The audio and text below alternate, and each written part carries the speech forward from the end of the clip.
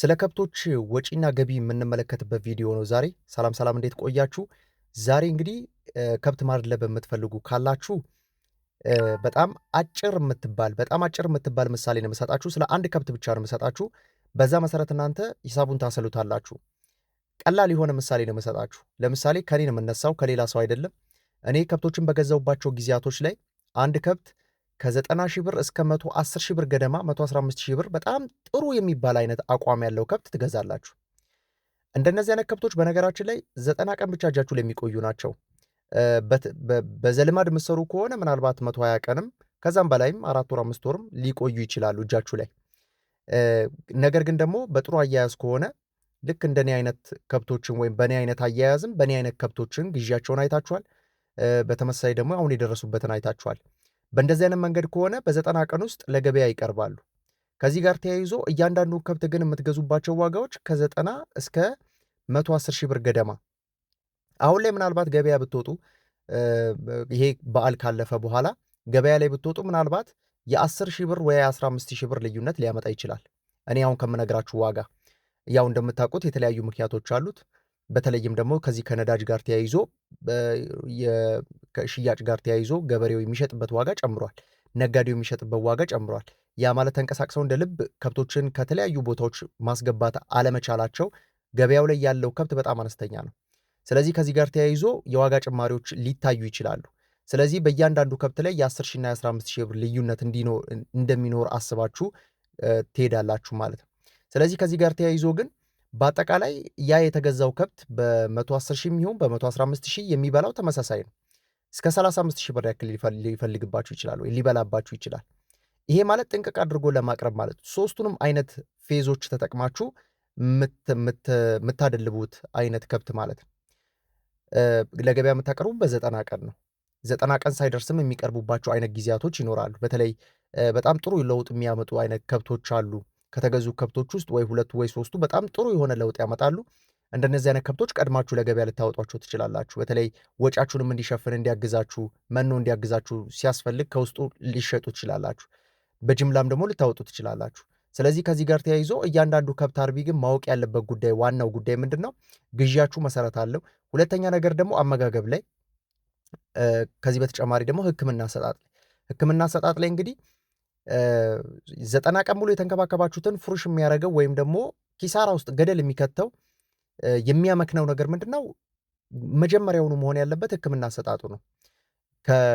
ከገበሬው ወደ እኛ ጋር ሲመጣ ምን መደረግ መቻል አለበት? ይህ መታወቅ ይገባዋል።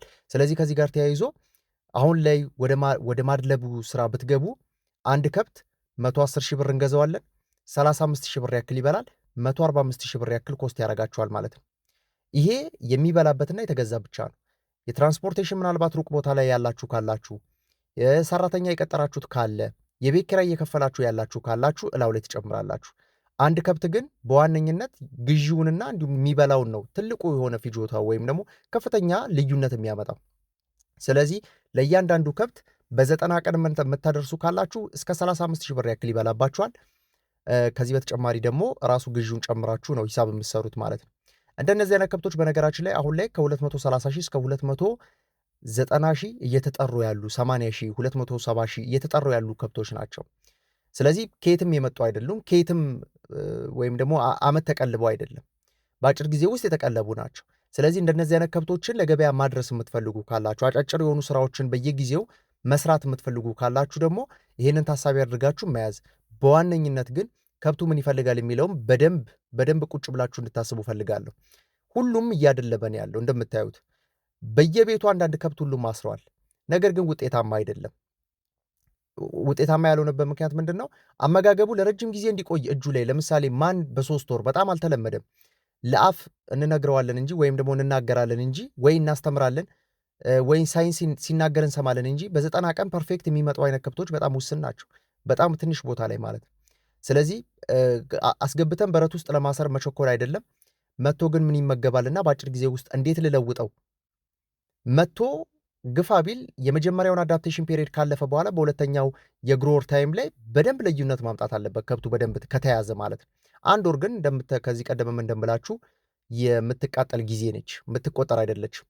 3 ወር አስባችኋል። 60 ቀኑን ነው የምትጠቀሙበት። 30 ቀኑ ማላመጃ ጊዜ ነው፣ ብክነት ነው የሚሆነው። የማላመጃውን ጊዜ በደንብ በጥሩ ከተጠቀማችሁበት ከላዋ ላይ አንድ 15 ቀን 20 ቀን ልትጠቀሙበት ትችላላችሁ። በተለይ ከብቶቹ ከነጋዴ እጅ የተገዙ ከሆኑ በደንብ ትጠቀሙበታላችሁ። ስለዚህ ከዚህ ጋር ተያይዞ ከብቱን ከየትም ቦታ ተገዙታላችሁ። በጣም ሞልቷል። ከብት እንደምታውቁት በየገበያው ሞልቷል። መኖም በየቦታው ሞልቷል። በየመኖ አምራች ድርጅቱ ሞልቷል። በየፋብሪካው ሞልቷል። እኛ የጎደለን ነገር ምንድን ነው? አያያዙ ላይ ነው። አያያዙ ላይ መኖን እንዴት እንሰጠዋለን ወይም መኖ እንዴት ይመረታል የሚለውን ነገር በደንብ ከግምት ውስጥ ብታስገቡልኝ በጣም ጥሩ ስራ መስራት እንችላለን። ስለዚህ ከዚህ ጋር ተያይዞ መኖ ላይ ትኩረት ስጡ። አያያዙ ላይ በተመሳሳይ ግዢያችሁ ማማር መቻል አለበት። እናንተ ጋር መጥቶ ደግሞ 90 ቀኑ በአግባቡ በደንብ መያዝ መቻል ይኖርበታል ማለት ነው። ስለዚህ በአጠቃላይ ሂሳቡ ይህንን ይመስላል። 145 ሺህ ብር ነው። ጥቃቅን ወጪዎችን ምናልባት 10 ሺህ ብር በከብት ብትይዙለት ከመድኃኒት አሰጣጥ ጋር ከክትባቶች ጋር ተያይዞ እነዚህ ሁሉ አንድ ላይ ጨምራችሁ ብትይዙለት ወደ 155 ሺህ ብር ገደማ ሊደርስ ይችላል።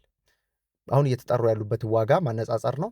ምናልባት የ70 ሺህ ብር የ50 ሺህ ብር ልዩነት በጣም በትንሹ አልደረሰም ከተባለ ይህን ያክል ትርፍ ይኖረዋል።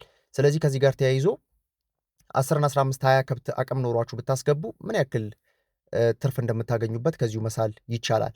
በአግባቡ ግን መያዝ አለባችሁ።